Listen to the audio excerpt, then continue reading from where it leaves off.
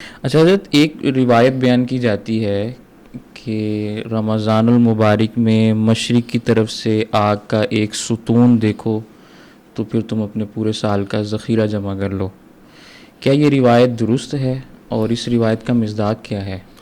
جی، یہ اچھا سوال ہے، اور اس اعتبار سے کہ ہمیں رمضان المبارک میں اس کے بعد بھی آئندہ رمضان المبارک کو مد نظر رکھ کر، تو رمضان المبارک تو گزر چکا، ہم اس کا بہت سارے گروپس میں، پرسنل میں، ملاقات میں، دروس میں لوگوں کو جواب دے چکے ہیں.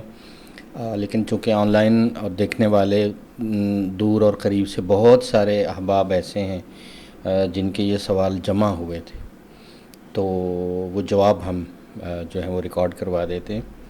بنیادی طور پر یہ حدیث جو ہے اپنی سند کے اعتبار سے ثابت بھی نہیں ہے، درست بھی نہیں ہے. صحیح. حوالے کے اعتبار سے دیکھیں تو یہ درست نہیں، سندن بھی بہت کلام. لہٰذا یہ نہ تو سند صحیح سے ثابت کوئی حدیث ہے، نہ قابل حجت ہے کہ اسے بیان کر کے اس پر مدار رکھا جائے.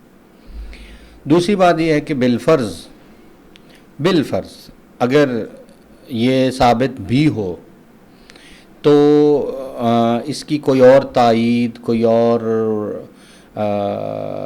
اس کا جو احوال و واقعات کے اعتبار سے، یہ اس اپنے الفاظ کے اعتبار سے، یہ کتاب الفتن میں کہیں بھی مستند احادیث میں بھی اس کا بیان نہیں ہے، اور آج کے دور سے اس کا تعلق بھی نہیں ہے.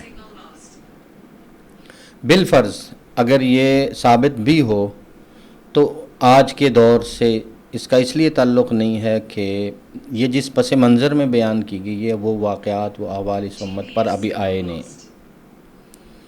جس پس منظر میں یہ بیان کی گئی ہے وہ پس منظر کہ مشرق کی طرف سے آگ دیکھو تو ایک سال بھر کا وہ احوال امت پر اس وقت تک کے لیے نہیں آئے.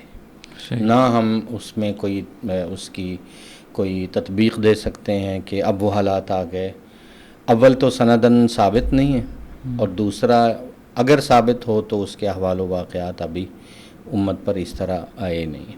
اور اپنے معنی کے اعتبار سے، جسے درایت کہتے ہیں، مفہوم کے اعتبار سے بھی یہ کوئی قابل فہم بات نہیں ہے، اور نہ ہی رسول اللہ صلی اللہ علیہ وسلم کا یہ مزاج تھا کہ اس طرح کے احوال و واقعات میں یہ حکم دینا کہ سال بھر کا ذخیرہ اور راشن جمع کر لو، تمہیں بھوک آنے والی ہے، یا اس طرح کی دیگر جتنی بھی روایات جو خروج دجال کے وقت آتی ہیں، اس پس منظر میں آتی ہیں جہاں قحط کا دور بتایا گیا کہ دجال سے پہلے قحط آئے گا، وہاں نہیں ہے تو اس سے پہلے کیسے ہو سکتا ہے؟ درایت کے اعتبار سے بھی، فہم کے اعتبار سے بھی، سند کے اعتبار سے بھی، احوال و واقعات کے اعتبار سے بھی یہ قابل سند، قابل حجت نہیں ہے. لہذا اسے نہ آگے بیان کرنا چاہیے اور نہ اسے زندگی میں عمل میں لانا چاہیے.